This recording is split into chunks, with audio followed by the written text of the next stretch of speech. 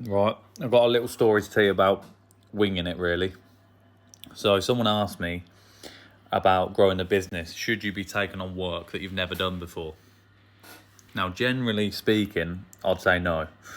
But we've all been there, and there is circumstances where I think you can, to a certain extent.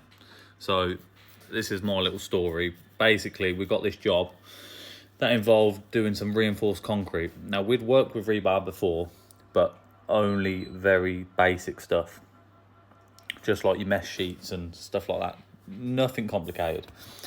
And this job come across, we was doing all of the groundworks on that site, and it was this little bike store, and we got asked if we'd do the foundation for it. So I just said yes straight away. I didn't even think it'd have rebar in it. This is a drawing for it.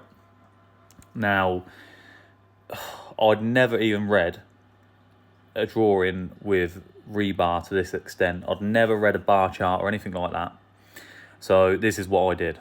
I basically went home and researched everything I could about it. And then I went on SketchUp, on CAD. Luckily, I've used it for years and I know how to use it. And I designed how all of the steel went, just because I didn't know.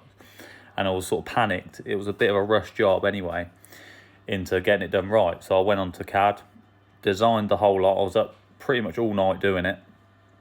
And the next day, put it together. So should we have done this? Yeah, I think we should, because it was basically transferring skills that we already had. We knew how to like tie steel together and stuff like that. It's simple. There's nothing, like no level of skill required that we didn't have, other than the fact of reading these types of drawings. And well, that was it really. This is us putting a steel in. This is for a bike store, so it was absolutely ridiculous. So obviously we dug it all off, blinded it, put the steel in. The amount of work into it, well, you can see, you don't need me to tell you.